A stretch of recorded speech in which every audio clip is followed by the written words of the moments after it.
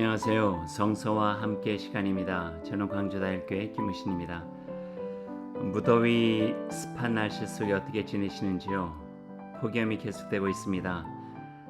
그 중에 하늘을 바라보면 푸르른 하늘과 정말 뭉게구름 같은 하얀 구름들이 우리의 마음을 조금이나마 시원하게 주는 것 같습니다.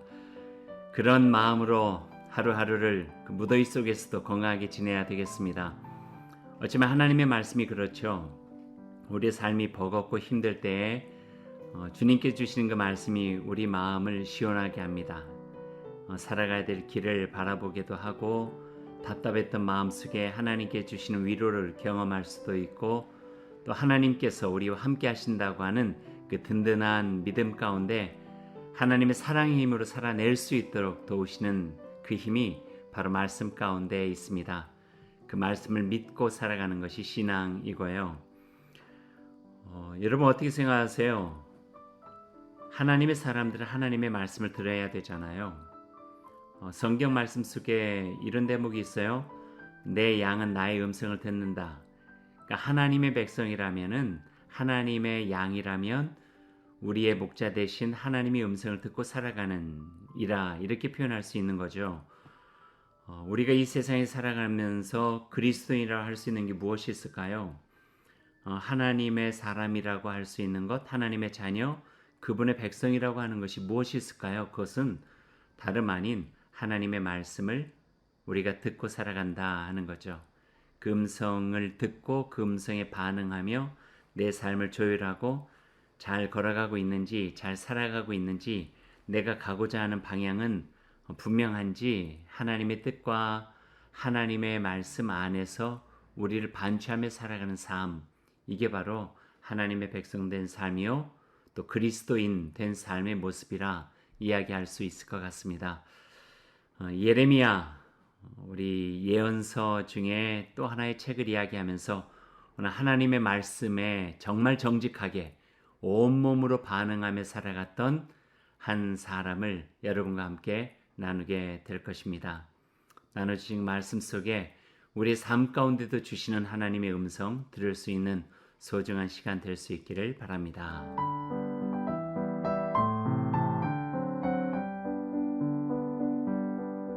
예레미야서를 여러분과 함께 같이 나누면서 소개해드리고 싶은 책 한 권이 있습니다. IVP에서 나온 책인데요. 김근주 교수가 쓴 책이에요. 기독연구원 느헤미야라고 하는 곳에서 아주 좋은 강의도 하고 책도 많이 쓰시는 분인데 개인적으로 몇 번 배웠는데 아주 그분이 가지고 있는 통찰력과 성서를 꿰뚫어 보는 그 해석이 너무 참 탁월하고 좋았습니다. 그래서 그분이 쓴 책들 많이 보고 또 그분의 그 강의나 세미나도 제가 많이 참석하는 편인데 참 좋았어요. 개인적으로도 참 신뢰 있는 좋은 분이기도 하고요. 특강 예레미야라고 하는 책인데요. 그 겉 페이지를 보면은요. 이렇게 예레미야에서 이야기를 하고 있어요. 파괴하고 무너뜨려라. 그것이 은혜의 시작이다. 이렇게 돼 있어요. 예레미야서 전체적 내용들이 그런 것 같아요. 파괴와 그 멸망에 대한 이야기들을 계속해내요. 예언자지만 희망에 대한 이야기보다는 어쩌면 절망에 대한 이야기를 더 많이 하고 있는지도 몰라요. 근데 그것이 바로 은혜의 시작이라는 거죠. 우리 가끔가다 그런 이야기 하잖아요. 바닥을 쳐야 다시 딛고 일어날 수 있는 힘을 얻게 된다고 해요. 하나님의 은혜라는 것이 우리의 죄를 덮어주고 우리의 잘못을 유야무야시키는 것이 아니거든요. 깨닫게 하는 것이거든요. 가슴을 찌르게 하는 거거든요. 이건 아니다. 통렬하게 반성하면서 그 자리에서 아주 바닷가 같은 자리에서 다시 치고 독수리가 날개치며 올라감 같이 일어나는 것, 그 안에 은혜가 있는 것이죠. 예레미야서가 바로 그러한 책이다. 이렇게 표현하고 있는 것 같아요. 예레미야가 살았던 시대가 그랬어요. 절망적인 시대였어요. 요시야 13년 남왕국 유다가 멸망으로 치닫던 격변의 시기에 예레미야의 사역이 주로 이루어지게 되죠.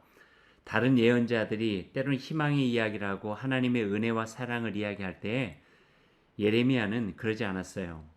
오랜 그의 사역 기간 동안에 멸망과 절망, 이야기했어요. 좌절을 이야기했어요. 포를 이야기했어요. 시작보다는 끝을 이야기했어요. 끝이 있어야 제대로 시작할 수 있다 하는 이야기를 많이 하면서 살아간 선지자가 바로 예레미야였습니다. 그래서 예레미야서를 읽다 보면은요, 끝을 보는 것 같아요. 파괴의 아픔도 있어요. 또 억울함도 있겠죠. 하나님의 백성으로서 무너져야만 되는 절망도 있고 좌절도 있어요. 이것이 끝인가 하는 안타까운 호소와 탄식도 있어요. 눈물을 흘릴 수밖에 없죠. 그러나 그 자리에서 하나님께서 주시는 또 다른 은혜의 싹들은 피어나고 또 하나님께서 준비하신 새로운 미래를 바라볼 수 있게 하고 그 가운데 하나님은 진정 무엇을 원하고 계시는가? 하나님의 백성들 통해서 어떤 나라를 세우고자 하시는가 하는 하나님의 뜻을 우리들이 다시 깨달아 알 수 있는 소중한 책이 바로 예레미야서입니다.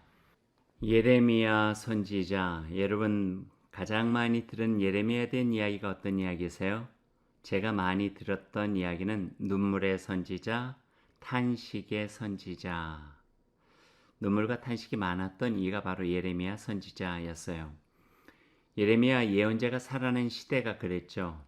시련이 많았던 시대고 멸망할 수밖에 없었던 그 민족의 미래를 바라볼 수밖에 없는 정말 아픔의 선지자였기 때문에 참 울기도 많이 울었고요.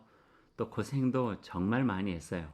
우리 전라도식으로 이야기하면은 징하게 많이 한 선지자가 바로 이 예레미야 선지자였어요. 예레미야, 우린 그렇게 부르는데 히브리어로 하면은요, 제가 히브리어를 잘하진 못하지만 이름의 야후라고 그렇게 이야기를 해볼 수 있어요. 이름의 야후. 조금 잘 들으면 예레미야라고 하는 말이 나오기도 하는데요. 그 뜻은 여호와 하나님이 높이신다는 뜻이에요. 이름 그대로 여호와 하나님이 그 선지자를 높여 주셨어요. 근데 높이셨는데 마치 예수 그리스도를 십자가에서 높이셨듯이 예레미야 선지자도 고통 속에 아픔과 눈물과 시련 속에 하나님께서 자신의 사람으로 높이셨어요. 쉽지 않은 삶의 여정을 살아갔죠. 예레미야서는 또 짧지 않아요. 모두 52장으로 되어져 있고요. 그 뒤에 예레미야 애가가 부록처럼 따라오고 있죠. 예레미야 애가는 고통에 대한 성경의 압축적이고 절절한 증언이 담겨져 있는 책이에요. 52장 플러스 5, 부록처럼 우리가 말할 수 있지만 그러나 아무리 짧은 5장이어도요. 그저 지나칠 수 없는 내용이 그 안에 담겨져 있어요. 그래서 다음 에피소드에서 예레미야 애가에 대해서 나눠볼 계획을 가지고 있습니다. 예레미야서의 주 내용을 보면은요. 앞부분에는 예레미야 예언자의 백성을 향한 선포가 나와 있어요. 하나님께서 예레미야에게 전하라 주신 그 말씀을 전하는 내용들이죠. 중간 부분에는요. 예언자의 삶과 활동 가운데 일어난 중요한 사건들이 기록되어져 있어요. 예레미야에 대한 이야기, 그 삶과 그가 받았던 여러 가지 어려움들, 활동들, 거기에 대한 소개들이 되어져 있어요. 그 사건들. 주로 3인칭으로 쓰여져 있는데 아마도 예레미야가 직접 기록했기보다는 동시대에 함께 활동하며 그의 비서이기도 하고 친구였던 바룩이라고 하는 사람에 의해서 쓰여졌을 것이다 라고 추측하는 이들이 많이 있습니다. 그리고 세 번째 마지막 부분에는 유다뿐 아니라 이방 민족들에 대한 예언도 나오고 있는데요. 유다, 예루살렘만 하나님의 백성에게 멸망하는 것이 아니다. 이방 민족들 또한 하나님의 심판의 대상에서 제외될 수 없다 하는 보편적 하나님의 구원과 심판에 대한 이야기들을 예레미야서의 뒷부분에 소개해 주고 있는 것을 우리가 보게 됩니다.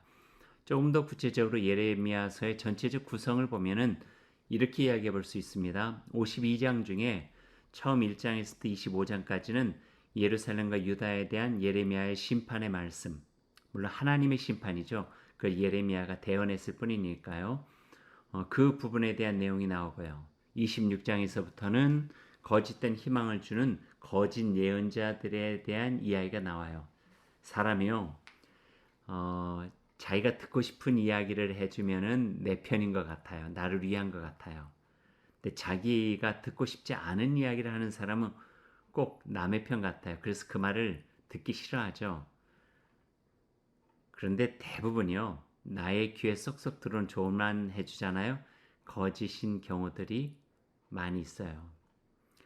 사람의 마음은 얻으려고 하지만 정말 그 사람을 위하는 말이 아닌 경우들이 있다 하는 거예요.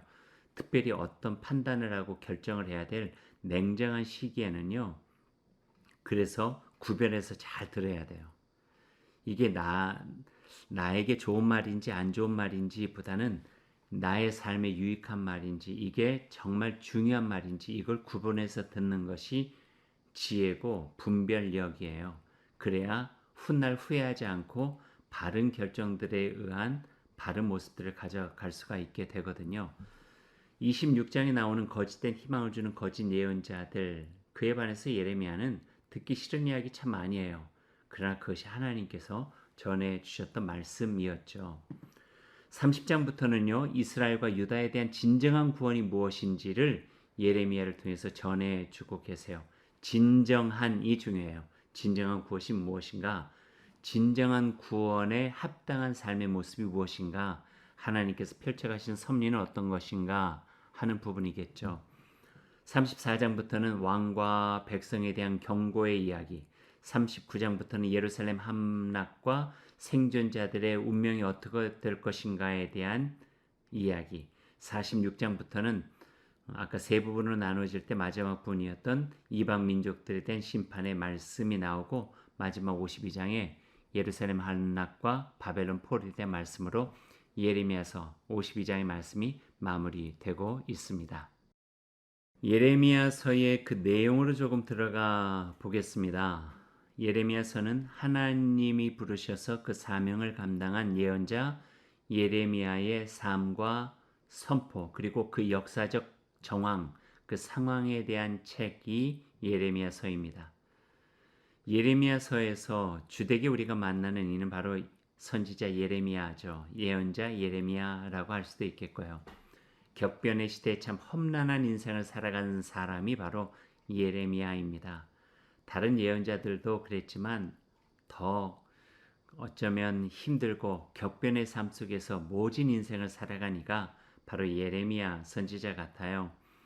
주전 587년 예루살렘이 함락되고 유다가 바벨론의 포로로 붙잡혀 가는 것을 하나님께서 보여주시기도 했고 직접 목격하기도 합니다. 그러다 보니 일어날 수 있는 최악의 상황을 몸으로 경험해내죠. 그 험악한 소용돌이의 한복판에서 끝까지 견디면서 하나님의 사람으로 살아간 이가 바로 예레미야 선지자였습니다.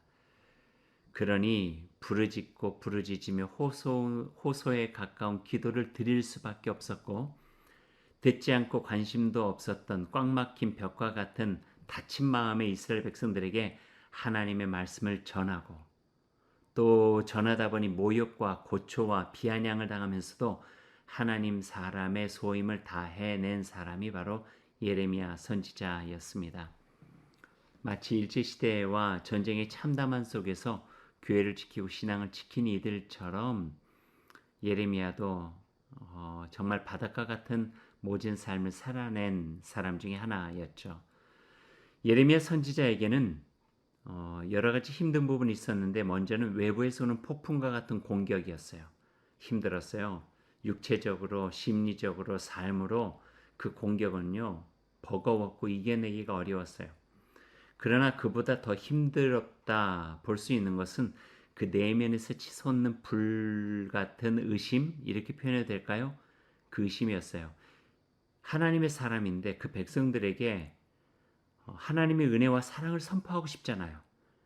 그런데 그러지 못했어요. 희망을 선포해야 되는 자리에서 절망을 이야기할 수밖에 없었죠.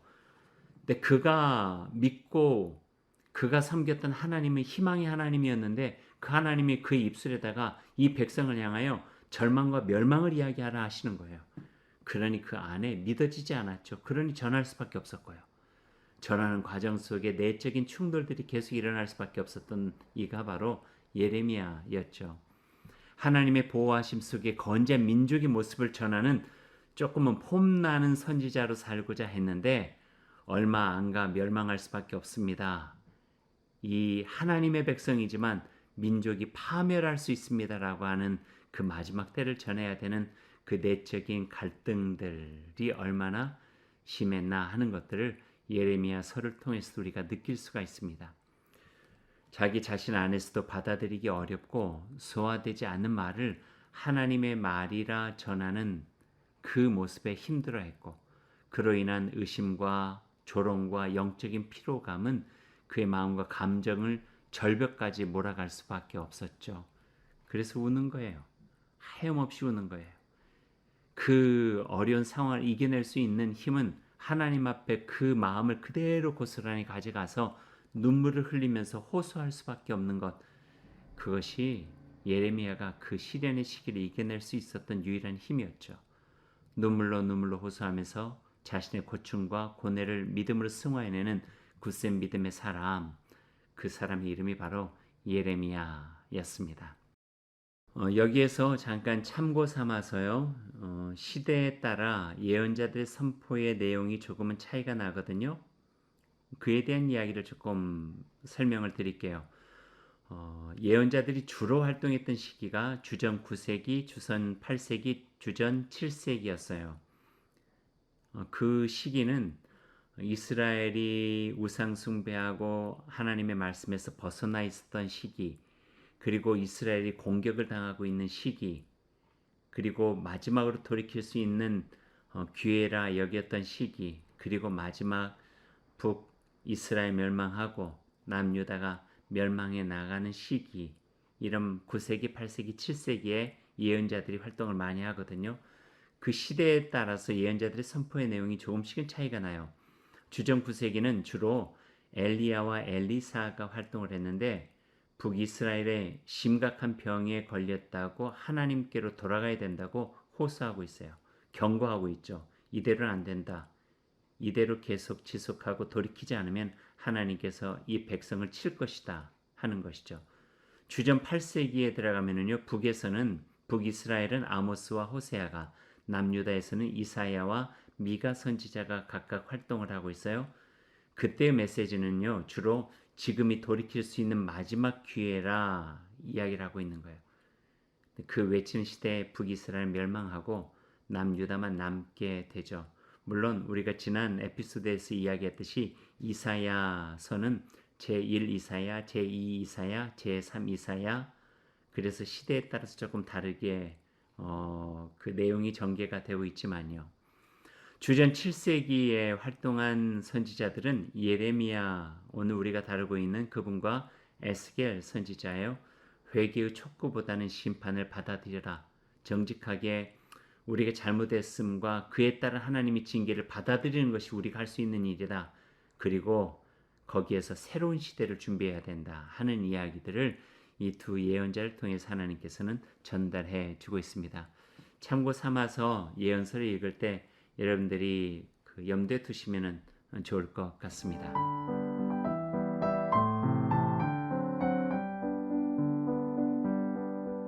예레미야서에서 만나는 예레미야, 어떤 인물인가요? 한마디로 표현하면 이 말이 적절할지는 모르겠지만 참 비운의 선지자였다. 이렇게 표현해 보고 싶기도 해요. 그만큼 어렵고 힘들게 살아낸 예언자예요. 예전에 예언자 정신에 대해서 이야기할 때 예언자에 대한 두 부류를 여러분에게 나눠서 설명해 드렸던 적이 있어요. 한 부류는 중앙 예언자, 또 하나는 변두리 제야 예언자. 중앙 예언자는 왕궁에서 왕의 옆에서 하나님의 뜻을 전했던 이들 중앙 예언자. 제야 변두리 예언자들은 왕궁이 아닌 저변에서 이 백성들을 바라보면서 하나님 안에서 올바로 서기를 원하여서 하나님의 말씀을 전한 예언자, 이렇게 둘로 구별해 볼 수가 있겠는데요. 둘 중에 예레미야는 제야에서 활동하던 변두리 예언자라고 우리가 이야기할 수 있을 것 같습니다. 그런데 우리들이 조금 더 면밀하게 살펴보면요, 그 출신이 참 그래요. 예레미야는 아비아달의 후손이에요. 아비아달은 한마디로 말하면 실패한 쿠데타의 주인공 중에 하나였어요. 그리고 예레미야는 그 후손이었고요. 쿠데타라는 것이 어떤 거냐면요. 여러분 기억하시죠? 다윗 왕이 그의 아들 중에 한 사람을 왕으로 세울 때예요. 솔로몬을 세우려 할 때 나단 선지자와 함께 옆에서 그럴 수 없다 하여 또 다른 아들이었던 아도니아를 도와서 그를 추대하려고 했던 세력들이 있었어요. 그 중에 하나가 바로 이 아비아달이었어요. 제사장이었거든요. 그러다가 그 쿠데타에 실패해요. 솔로몬이 왕이 되잖아요. 그 후에 아비아달뿐만 아니라 아도니아를 추대했던 사람들은 변방으로 다 죽거나 밀려나게 되어지죠. 그래서 가문이 몰락하게 돼요. 그래서 살게 된 곳이 아나돗이라고 하는 곳이에요. 나중에 예레미야에게 아나돗에 있는 땅을 사라 하는 것은 또 다른 의미가 있는데 한번 성경에서 여러분 한번 그 눈여겨서 살펴볼 필요가 있을 것 같아요.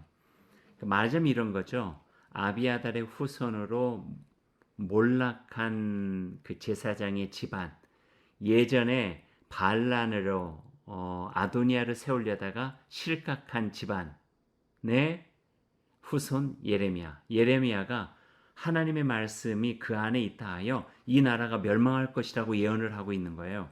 뭐예요? 또 다른 반란이죠. 요즘 말로 하자면 반역한 집안의 자손인데 이 나라가 멸망할 것이다 라고 말을 했으니까요. 지금 다윗 왕조로 솔로몬으로 이어져 내려오는 그 나라에서는 이것이 예전에 쿠데타하고 반란을 일으켰었는데 다시 반역해라고 볼 수밖에 없었죠. 그러다 보니까 정말 고난과 고통이 힘든 과정을 겪을 수밖에 없었어요. 실제로 남유다의 멸망까지도 감옥에 갇혀 있었던 이가 예레미야였어요. 그리고 마지막에는 이집트에 끌려가 철퇴 맞아 죽음을 맞이한 이가 바로 예레미야 선지자일 거예요. 그러니 그의 운명은 참 비운의 운명이라 이야기할 수 있어요. 그것을 본인도 느꼈던지 왜 하나님 저입니까? 라고 하나님께서 하나님께 항변하고 있는 모습도 예레미야서에서는 우리가 볼 수가 있게 되죠. 적어도 이 나라가 멸망한다는 이야기를 저는 해서는 안 됩니다. 저의 집안이 어떤 집안인데 어떻게 그 이야기를 할 수가 있겠어요? 오해와 오해를 더할 수가 있겠죠. 저는 적합한 사람이 아닙니다. 그 이야기를 했던 이가 바로 예레미야였습니다. 하지만 그것을 넘어서 하나님께서는 예레미야를 선택하셨고 그 마지막 유다 민족의 미래를 그 아픔을 가지고 절실하게 예언할 수밖에 없는 하나님의 말씀을 그의 마음에다가 넣어 주셨던 것을 우리는 예레미야서를 통해서 보게 되어집니다. 하나님의 사람으로 살아가는 삶의 운명이라고 하기에는 예레미야는 참 비참하고 참 가슴 아픈 삶을 살아냈습니다. 그런데 생각해 보면 그만 그런 것은 아니었던 것 같습니다. 예수님의 십자가 처형, 그 앞에서 우리가 무슨 말을 할 수 있을까요? 12 제자도 하나같이 모질고 힘들게 살다가 하나님의 사람이었는데 예수 그리스도의 제자였는데 이 세상의 구원을 이야기하고 복음을 이야기했는데 그 마지막의 모습은 거의 순교로 맺었던 것을 우린 교회사에 내려온 전승을 통해서 듣게 되잖아요. 어떻게 그럴 수 있었을까? 삶과 죽음, 죽음을 넘어 하나님이 살아계시며 하나님께서 역사해 가신다고 하는 믿지 않았다면 결코 감당해낼 수 없었을 것 같아요. 겟세마네 동산에서 예수님의 정말 그 눈물의 기도, 하나님 할 수만 있으시다면 이 잔을 내게서 피할 수 있도록 도와주십시오. 하지만 나의 뜻대로 하지 마시고 하나님의 원대로 하옵소서라고 기도할 수밖에 없었던 것, 받아들일 수밖에 없는 그 마음, 하나님의 사람의 모습이다 이렇게 이야기할 수밖에 없을 것 같아요. 그럼에도 불구하고 그 길에 대한 확신이 있었죠. 그렇게 나는 시련과 고난과 핍박의 길을 갖고 또 죽음의 길을 가야만 된다 할지라도 그 길이 하나님께서 이 땅을 살리시는 길이고 생명의 길이고 진리의 길이고 하나님의 구원의 길이라면 십자가의 길이지만 담대한 마음으로 묵묵히 걸어가는 예수 그리스도의 모습, 그 모습과 오늘 예레미야의 모습이 같이 이렇게 겹쳐서 오늘 우리에게 보여주고 있습니다. 한 가지 예레미야서의 내용들을 보면은요, 그 중에 눈에 띄는 것 하나가 있어요. 그것은 예전에 한번 그 모세 오경을 이야기하면서 여러분과 같이 나눴던 부분 중에 하나예요. 성전 신학에 연관된 부분이에요. 여러분 성전, 교회 그 단어를 우리들이 분명히 알 때에 우리가 바른 교회론을 가질 수 있게 되거든요. 오늘 예레미야의 선포 중에 성전 신학에 대한 부분을 한번 여러분과 같이 잠깐 이야기를 한번 해보죠. 7장 4절에 이런 말씀이 있어요. 너희는 이것이 여호와의 성전이라 여호와의 성전이라 여호와의 성전이라는 거짓말을 믿지 말라 그래요. 이거를 어디서 이야기하냐면요. 여호와의 성전이라고 하는 예루살렘 성전 앞에서 예레미야가 그 백성들 향하여 선포하는 거예요. 성전을 가리키면서 이것이 여호와의 성전이다. 여호와의 성전이다. 여호와의 성전이다 하는 거짓말 믿지 말라는 거예요. 성전의 제 역할도 하지 못하는 성전은 여호와 하나님께서 살아 역사하신 성전이 아니라 하는 거예요. 요즘 같으면 우리는 금방 이해할 수 있잖아요. 근데 예전에는요. 이게 아주 심각하게 받아들여진 내용이에요. 하나님이 그곳에 임재하고 계신 성전에 하나님의 성전이라는 것을 믿지 말라. 이건 거짓말이라는 것을 받아들일 수 있겠어요? 근데 그 백성들에게 예레미야가 그렇게 이야기를 하는 거예요. 성전 신학이죠. 성전이 어떤 것이 성전인가? 하나님의 말씀이 온전하게 전해지고 그 말씀에 합당하게 살아갈 수 있도록 돕는 곳이 바로 성전이라는 거예요. 겉모습만 있다고 해서 성전이 아니라는 거죠. 그 중심에 하나님이 계실 때에 성전이라는 거죠. 더 나아가서 포로 생활 속에 성전 무너져 버리고 바벨론 포로기에서는 성전이 없잖아요. 가시적인 성전 없어요. 그럼에도 불구하고 그들 안에 새로운 성전 신학이 만들어지는데 에스겔을 통해서 하나님께서 보여주신 환상이 있었어요. 저 하늘 보좌의 에스겔을 데리고 올라가셔서 건재한 하나님의 나라와 건재한 하나님의 성전 보좌를 보여주고 계시는 거죠. 그러니 지상의 건물은 무너졌지만 예루살렘 성전이라고 말하는, 그러나 여전히 건재한 하나님의 보좌가 있음으로 인하여 이 세상에 하나님을 예배하는 곳은 여전히 있다. 하나님께서 우리와 함께 하시고 우리를 통해서 말씀해 주시고 우리를 보호해 주신 하나님의 손길은 결코 예루살렘이 무너졌다고 해서 무너짐이 아니라 우리 곁에 계신다고 하는 이야기를 해주고 계시는 거죠. 거기에 또 다른 성전 신학이 있어요. 7장 4절 예레미야서 이후에 예레미야 선지자가 이렇게 이야기를 하고 있어요. 왜 여호와의 성전이라 하는 거짓말을 믿지 말라 하는지, 너희가 만일 길과 행위를 참으로 바르게 하여 이웃들 사이에 정의를 행하며 이방인과 고아와 과부를 압제하지 아니하며 무죄한 자의 피를 이웃에서 흘리지 아니하며 다른 신들 뒤를 따라 화를 자초하지 아니하면 내가 너희를 이곳에 살게 하리니 곧 너희 조상에서 영원 무궁토록 준 땅이니라 하는 거예요. 그러니까 성전에서 이야기하고 있는 거짓말이 아니라 하나님의 말씀은 가시적인 성전에서 나오는 게 아니라 하나님의 그 입에서 나오는 말씀이 온전한 말씀이고 하나님의 말씀이 살아있는 곳이 바로 하나님의 성전이라고 하는 말씀이죠. 여호와 하나님의 성전의 역할이 무엇인가? 그 백성들이 하나님의 뜻 가운데 살아가도록 돕고 때로는 꾸짖고 때로는 권면하여 하나님의 민족으로 서게 하는 것, 그곳이 바로 성전이다 말씀이에요. 이것이 바로 성전이냐? 아니다. 하나님 성전은 이뤄야 된다. 겉만 번지르하지 제대로 된 역할을 하지 못하는 곳, 이건 하나님의 성전이 아니다. 이래 이야기를 하고 계시는 거죠. 그래서 예레미야 선지자는 7장 말씀을 통해서 하나님의 성전이 어떤 곳인가를 이야기하고 있는 거예요. 성전이라고 하는 단어를 교회로 바꿔보면 돼요. 말하자면 예레미야 선지자가 교회 앞에서, 교회 마당 앞에서 이런 이야기를 하는 거예요. 이것이 교회다, 이것이 교회다, 이것이 교회다. 그 거짓말을 믿지 말아라. 건물 자체가 하나님의 집이 아니라 하나님의 통치 속에 있는 곳이 하나님의 교회며 그 안에서 하나님의 말씀이 제대로 전해지고 그 안에 참여한 모든 하나님의 백성들이 그곳에서 들은 하나님의 말씀으로 회개하고 회심하고 바르게 거듭나서 하나님의 새로운 피조물로 살아갈 수 있는 곳, 그것이 바로 하나님의 교회다. 그리스도의 몸된 교회, 그리스도의 몸과 같은 교회, 그분의 핍박을 함께 아파하면서 핍박 속에서 얻어낸 하나님의 구원의 본질적인 모습을 가지고 이 땅에서 살아가는 삶이 있는 곳, 그것이 바로 하나님의 교회다. 이 말씀이에요. 주님께서 하신 말씀을 비유하면 이거죠. 지상의 모든 교회는 만민이 기도하는 집이 될 수도 있고 강도의 구렬도 될 수 있다. 늘 경계선 상에 있기에 우리는 정신을 바짝 차리고 살아가야 됩니다. 십자가 있다고 해서 교회라는 이름을 붙였다고 해서 그게 다 교회인가? 교회가 아닐 수도 있다는 거예요. 요즘 한국 교회가 어려움을 많이 당하고 있잖아요. 교회답지 못해서 그런 면들이 얼마나 많이 있어요. 우리 스스로 자초한 일이기도 하고요. 그래서 그 경계선 상에서 강도의 구열이 아닌 만민이 기도하는 집, 하나님의 말씀이 온전하게 전해지고 온전하게 실천되어지는 곳, 하나님의 교회가 될 수 있도록 최선을 다하는 것이 바로 우리의 역할이라 이야기해 볼 수 있을 것 같아요. 여러 해 전에 우리 교회 와서 그 세미나를 하셨던 스티브 베반스 교수의 마음에 남는 말씀 한 구절, 교회는 세웠다고 해서 교회가 되는 것이 아니라 하나님의 말씀에 합당하게 살아감으로 인하여 교회가 되어간다. 그러니까 교회는 becoming church, 교회가 되어져 가는 것이죠.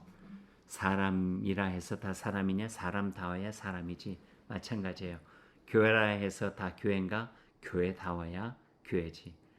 그래서 우리가 늘 추구하는 우리 교회의 모토, 하나님의 참된 교회를 향하여예요. 지금 교회가 아니라 하나님의 참된 교회를 향하여 우리가 꾸준하게 끊임없이 노력해 가는 것. 그러니 돌아보고 우리 삶의 현재를 살펴보고 우리가 가야 될 방향들을 분명하게 직시해 나가면서 살아가는 삶이 바로 오늘 이 예레미야서를 통해서도 우리에게 주신 말씀이라 이렇게 받을 수 있겠습니다.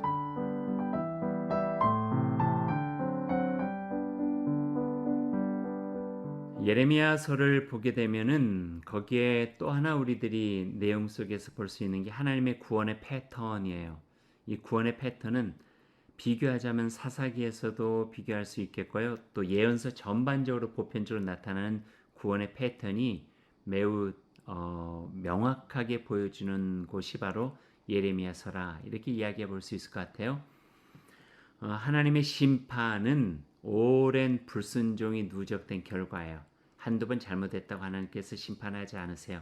때에 따라서 경고하시죠. 이러면 안 된다. 이러면 안 된다. 돌이켜야 된다. 여호와 하나님께로 돌아와야 된다. 경고하고 계시죠. 그래서 심판이 이루어지게 되면은 그것은 오랜 불순종이 누적된 결과예요. 그런데 심판이 끝인가? 끝이 아니라는 거예요. 심판 이후에 하나님께서는 원래 목적이 심판이 아니라 구원이셨기 때문에 심판받은 민족 중에 하나님의 또 다른 새로운 백성들을 세워서 다시 희망을 이루고 가시는 모습이 하나님의 구원의 패턴이라는 거예요. 하나님은 바벨론을 도구 삼아서 심판하셨어요. 근데 그 심판이 결론이 아니에요. 귀를 막아버린 이스라엘을 심판하셨지만 그러나 전체를 다 멸하지 않고 그 중에도 남은 자를 두세요. 엘리야 시대에 무릎 꿇지 않은 7,000명을 둔 것처럼 렘넌트, 남은 자를 두신 것처럼 하나님은 그 남은 자에서 새싹이 튀어나게 되고 그걸 통하여 또 다른 숲을 이루어 가시는 하나님의 구원의 섭리적 패턴들을 예레미야서에서 우리가 분명하게 발견할 수 있게 되죠. 그것을 다른 말로 하면 남은 자 사상이라고도 해요. 성경의 남은 자의 사상, 모든 풍파와 시련과 박해와 온갖 고통을 견뎌내고 믿음을 지켜낸 이를 통하여서 그렇게 남아있는 자를 통하여서 하나님의 새로운 하나님의 구원의 세상을 이루어 가신다는 거죠. 온 천지 사방에 모든 이들이 다 하나님을 버렸다 할지라도 그러나 끝까지 남아있는 자를 하나님께서는 귀하게 여기시고 그들을 통해서 하나님의 구원의 새로운 세상을 이루어 가신다. 이것이 하나님의 구원의 패턴이라는 거죠. 역사를 보면은 우리들이 볼 수 있어요. 그래서 저항의 세력이 다시 중심으로 서서 새로운 세상을 일어나게 하고 그러나 그들이 또 시간을 오래 지나게 되니까 다시 타락하고 다시 방종하게 되고 하나님을 잃어버린 그냥 현재에 만족하면서 살아가는 세대가 되어가고 그럼 그 중에서 이래서는 안 된다 생각한 이들을 중심으로 해서 다시 새로운 세상을 그 중심에 서게 만들어 가시고 이게 하나님의 새로운 구원의 패턴이라고 볼 수가 있는 거죠. 어떻게 보면요 구약의 끝에서 신구약 중간기의 침묵 속에 하나님께 준비되어진 세력을 중심으로 예수 그리스도의 복음의 세력이 되고 복음의 사람으로 다시 시작하게 하신 역사도 이 패턴으로 볼 수 있을 것 같습니다. 그래서 신약 성경을 보면은요 12명을 통해서 또 새롭게 시작하는 하나님의 나라를 보게 되잖아요. 점점 넓은 것들이 좁혀지게 되고 좁아져서 예수 그리스도로 그 중심이 되어지고 그 중에서 다시 온 유대와 예루살렘과 사마리아와 땅 끝에 이르러서 증인으로 살아갈 수 있도록 함으로써 하나님의 구원의 나라를 확장시켜 나가는 모습, 이게 예레미야서에서도 볼 수 있는 하나님의 구원의 패턴입니다. 남유다, 북이스라엘, 하나님의 백성으로 큰 민족을 이루었어요. 근데 이 모습은 되지 않겠거든요. 그러니 멸망하게 된 거죠. 멸망해서 바벨론의 포로까지 되어져요. 그러나 포로 기간 속에서 70년 동안 담금질과 연단을 통해서도 배교하지 않고 하나님의 말씀을 회복하려고 하는 세대를 중심으로 다시 하나님의 나라를 이루어 가시는 거죠. 말씀의 백성이 되게 하는 것이죠. 오늘 이 말씀들을 우리 마음에 중요하게 두었으면 좋겠어요. 시대가 아무리 변질된다 할지라도 나 혼자의 힘만 가지고도 아무것도 안 될 것이라고 하는 불확실성이 우리 안에 있다 할지라도 위축되지 말고 또 움츠러들지 말고 적어도 내 안에 하나님의 말씀이 있으면 또 내가 서 있는 자리가 하나님께서 기뻐하시는 그 자리를 한다면은 언젠가는 하나님께서 우리를 통해서 하나님의 구원의 역사를 이루어 가신다.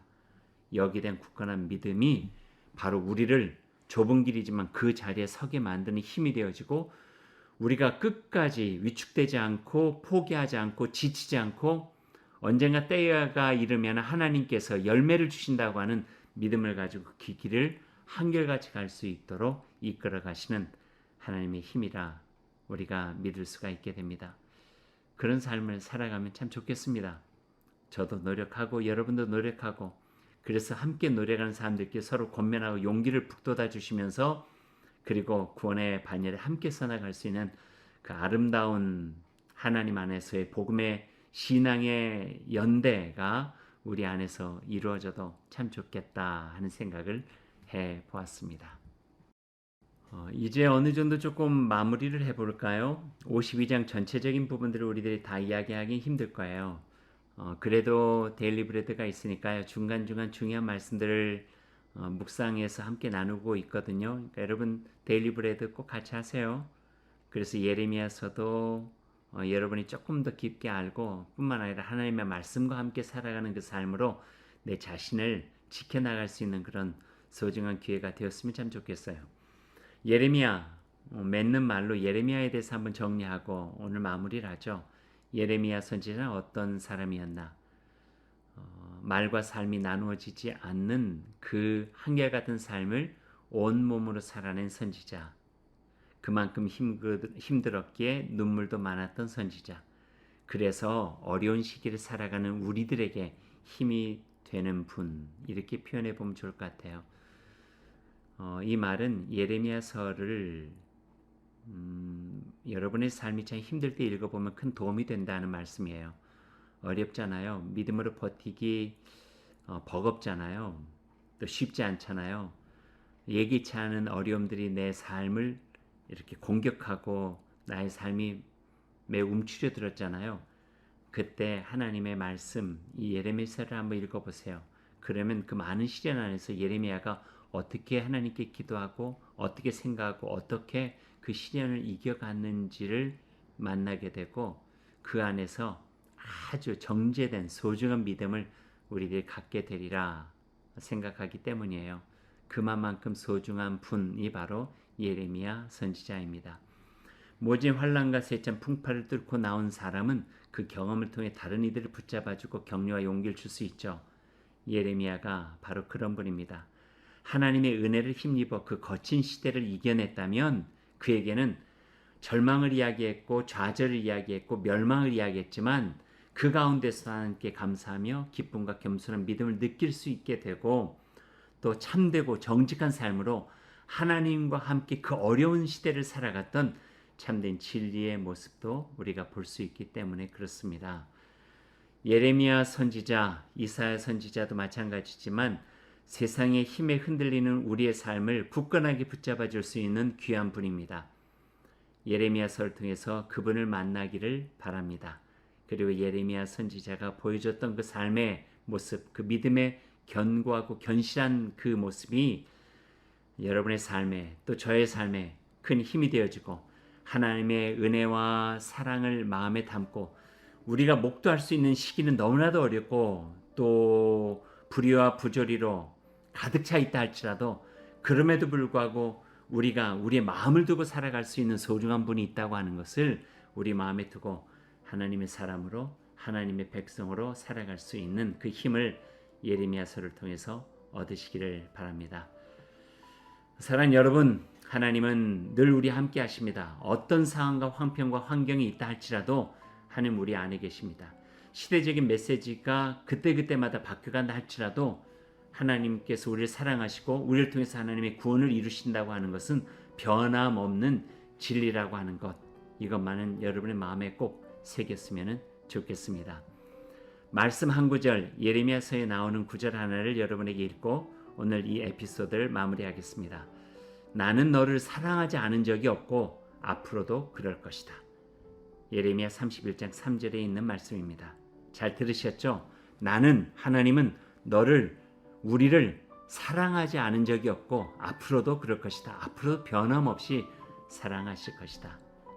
이 말씀 하나 여러분의 마음에 꼭 믿고 의지하며 하나님의 사람으로 살아가는 주님의 귀한 백성 되시기를 소망합니다. 날씨가 많이 무덥습니다. 습합니다. 기운이 잃지 마시고 건강과 주님 주시는 평강으로 여러분의 삶을 더욱더 복되게 살아가시기를 바랍니다. 여러분을 위해서도 기도하겠습니다. 지금까지 성서와 함께 저는 여러분과 함께한 김의신 목사였습니다.